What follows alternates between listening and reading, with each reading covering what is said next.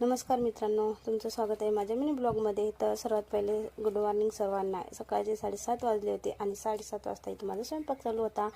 तर मला द्यायचा होता डब्बा, कारण रोज 12 ते 1 वाजायला डब्याला आणि डब्बा काय देणं होईना नाही, त्याच्यामुळे म्हटलं सकाळी आता लवकर उठून त्यांचा डब्बा करून द्यायचा। आणि मग मी तशी टाकली ती भाजी, तुम्ही बघू शकता। सर्वात पहिले वांगी आणि आलू इथे चिरून घेतले, लसूण घेतला, लसूण कुटला आणि सर्वात पहिले रात्रीचा भात होता मस्त, तर तो थोडासा पहिले इथे फोडणी दिला, कांदा वगैरे टाकून तो एका प्लेटमध्ये काढून घेतला आणि त्याच कढईमध्ये मी भाजी टाकली होती वांग्याची। तर मस्त तिखट मसाला, हळद, मीठ हे सगळं टाकलं नॉर्मलपणे आणि मस्त तशी भाजी शिजायला टाकली होती मी।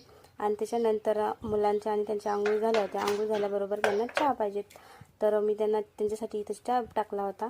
आणि हे बघा भात, थोडासा भात होता तो पण मी फोडणी दिला। इथं आपला चहा मस्तपैकी उकळला होता, तर तुम्ही तशी बघू शकता। कारण डब्याचा ना रोजच मेळ हुकत आहे, म्हणून म्हटलं सकाळी लवकर उठायचं आणि डब्बा तयार करायचा आणि त्यांचा डब्बा। इथं चहा पण तयार झाला होता, त्यांच्यासाठी मी चहा ओतला शिंगलामध्ये मुलांनी आणि त्यांनी चहा घेतला आणि मी तशी टाकत होती पोळ्या, तुम्ही बघू शकता।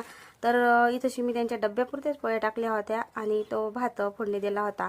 तर आमच्या पोळ्या मी नंतर टाकणार होता, भाजी करून घेतली, मग फक्त राहिलेल्या दुकानातून आल्यावर नंतर राहतात फक्त पोळ्या। आणि पोळ्या गिळ्या झाल्या, मी त्यांचा डब्बा बांधला। डब्बा बांधल्याच्या नंतर इथंशी सगळं काद्याची टकर हे घरगीर आवरायचं होतं, मी घरगीर आवरलं। घरगीर आवरल्याच्या नंतर मी तिथून जे राहिला होता ना उंडा, तर ते एका डब्यात भरला आणि फ्रीजमध्ये ठेवायसाठी दुकानात घेऊन आले आणि माझं घरचं थोडंफार आवरलं, म्हणजे बाकी सगळं राहिलं बरं का, धुणं वगैरे भांडे गिंडे, तर मी ते तिथून ते तसेच ठेवून दिले आणि दुकानामध्ये आली। दुकानामध्ये येऊन दुकानाची झाडझूड वगैरे केली होती, रात्री तसंच पसारा पडला होता, तर झाडझूड दुकानातला पूर्ण पसारावरला झाडझूड केली, हे डब्बा गिब्बा बांधून त्यांना डब्बा गिब्बा दिला आणि मी आले होते दुकानात, तुम्ही बघू शकता। तर मित्रांनो, व्हिडिओ आवडल्यास व्हिडिओला लाईक आणि शेअर करायला विसरू नका। चला तर मग बाय।